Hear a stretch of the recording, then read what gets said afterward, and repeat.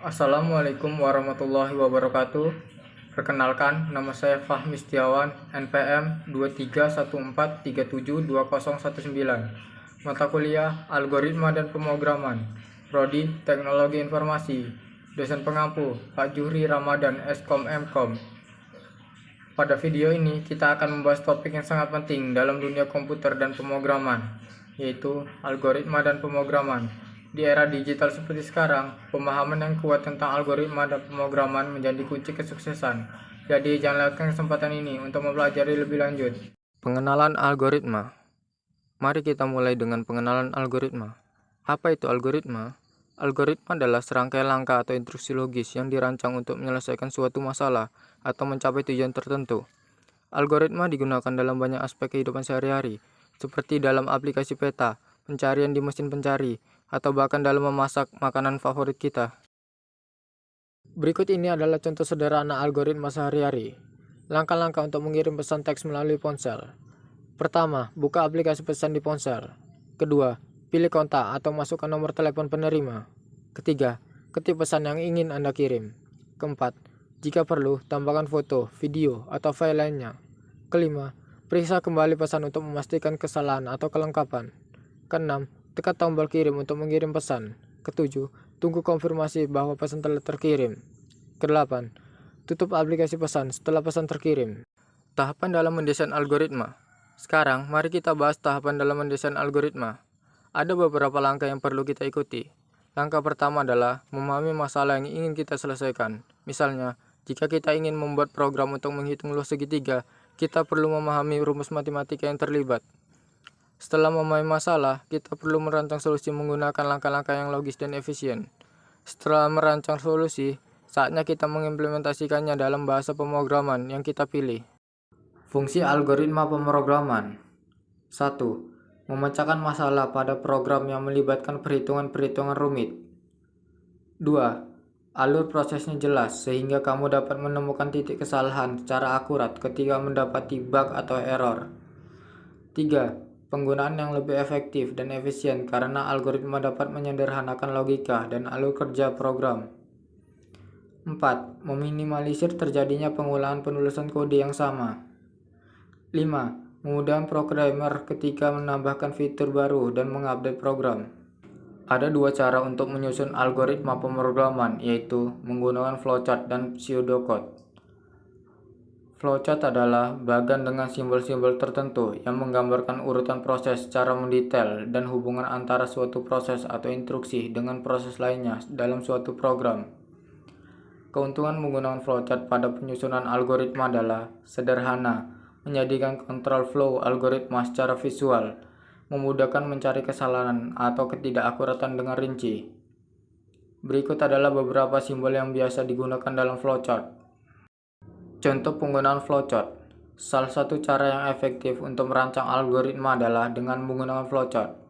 Mari kita lihat contoh sederhana penggunaan flowchart untuk mencari bilangan genap dari 1 hingga 10. Dalam contoh ini, kita mulai dari angka 1 dan menggunakan perulangan untuk memeriksa apakah angka tersebut genap.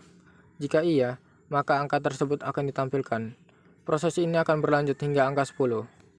Pseudocode atau kode semu dapat diartikan sebagai deskripsi dari algoritma pemrograman yang ditulis secara sederhana dibandingkan dengan sintaksis bahasa pemrograman.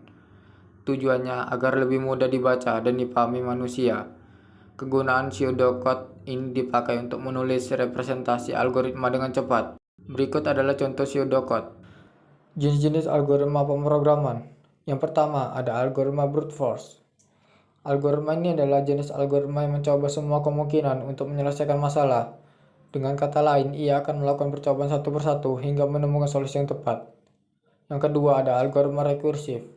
Jenis algoritma yang kedua adalah algoritma rekursif. Pada algoritma pemrograman ini, masalah diselesaikan sedikit demi sedikit dengan cara membaginya ke dalam beberapa kondisi yang serupa. Yang ketiga ada algoritma sorting. Algoritma sorting adalah jenis yang berfungsi untuk mengurutkan data berdasarkan kondisi tertentu, misalnya dari abjad A sampai Z atau jumlah angka besar ke kecil. Yang keempat ada algoritma searching. Algoritma searching adalah tipe algoritma yang digunakan untuk mencari suatu data, baik yang sudah disortir maupun belum, menggunakan query yang spesifik. Yang kelima ada algoritma hashing. Algoritma hashing sebenarnya mirip dengan algoritma searching. Bedanya, hashing tak hanya mencari data, tapi juga mencocokkan query pencarian dengan kunci ID yang sudah ditetapkan. Struktur data. Selanjutnya, mari kita bahas tentang struktur data. Struktur data adalah cara kita menyimpan dan mengorganisir data dalam pemrograman. Beberapa struktur data umum termasuk array, list, dan string. Misalnya, kita dapat menggunakan array untuk menyimpan kumpulan angka, list untuk menyimpan daftar nama, dan string untuk menyimpan teks. Peran struktur data dalam pengembangan algoritma efisien melibatkan beberapa aspek. Yang pertama, kecepatan akses dan pencarian. Pemilihan struktur data yang sesuai dapat mempercepat operasi pencarian dan akses data. Yang kedua, pemakaian memori yang efisien. Struktur data yang tepat membantu mengoptimalkan pengguna memori, mengurangi pemborosan, dan meningkatkan efisiensi. Yang ketiga, manipulasi data yang cepat. Beberapa struktur data mendukung operasi penggabungan, pemisahan, dan penyortiran dengan efisien, mempengaruhi kinerja algoritma. Yang keempat, kemudahan dalam pemeliharaan kode. Struktur data yang baik dapat membuat kode lebih mudah dimengerti dan dikelola, memudahkan pemeliharaan dan pengembangan lebih lanjut. Analisis algoritma. Ketika kita merancang algoritma, penting juga untuk memikirkan analisis algoritma. Analisis algoritma membantu kita memahami kinerja algoritma dalam hal waktu komputasi dan penggunaan memori. Salah satu konsep yang penting dalam analisis algoritma adalah notasi Big O. Notasi Big O digunakan untuk menggambarkan kompleksitas algoritma dalam hal waktu eksekusi terburuk dan penggunaan memori. Semakin rendah nilai Big O, semakin efisien algoritma tersebut. Hubungan antara algoritma dan pemrograman. Algoritma dan pemrograman saling terkait erat. Algoritma adalah panduan konseptual untuk menyelesaikan masalah, sedangkan pemrograman melibatkan implementasi konkret dari algoritma ke dalam bahasa pemrograman tertentu. Pemrograman adalah langkah praktis yang menjadikan algoritma dapat dijalankan oleh komputer. Dengan kata lain, algoritma adalah konsep dasar, sedangkan pemrograman adalah cara kita menerapkannya. Sebelum menulis kode, programmer biasanya merancang algoritma untuk merinci langkah-langkah logis penyelesaian masalah yang kemudian diimplementasikan melalui bahasa pemrograman. Keuntungan penggunaan algoritma yang efisien. Yang pertama, kecepatan dan waktu respon. Algoritma yang efisien dapat mengelola data dengan cepat, mengurangi waktu respon dan memungkinkan pengambilan keputusan yang lebih cepat dalam situasi yang dinamis. Yang kedua, optimasi sumber daya. Algoritma yang efisien membutuhkan sumber daya komputasi yang lebih sedikit, mengoptimalkan penggunaan CPU dan memori, yang pada gilirannya dapat menghemat biaya operasional.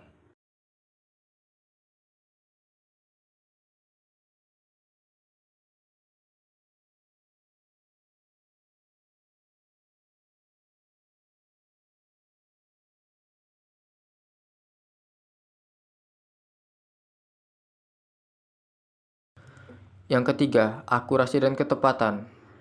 Algoritma yang efisien cenderung memberikan hasil yang lebih akurat dan konsisten, membantu mengurangi risiko kesalahan manusia dan meningkatkan kualitas keputusan. Yang keempat, peningkatan produktivitas. Implementasi algoritma yang efisien dapat meningkatkan produktivitas secara keseluruhan, memungkinkan sistem atau proses untuk menangani lebih banyak data dalam waktu yang sama atau lebih singkat. Yang kelima, adaptasi terhadap perubahan. Algoritma yang efisien memungkinkan sistem untuk lebih mudah beradaptasi dengan perubahan dalam data atau kebutuhan bisnis, memberikan fleksibilitas yang diperlukan dalam lingkungan yang dinamis. Pentingnya algoritma dan pemrograman. Sebelum kita akhiri, mari kita diskusikan mengapa pemahaman tentang algoritma dan pemrograman sangat penting. Dalam dunia digital yang terus berkembang, algoritma dan pemrograman memainkan peran penting dalam banyak aspek kehidupan kita, seperti pengembangan aplikasi, kecerdasan buatan, dan analisis data.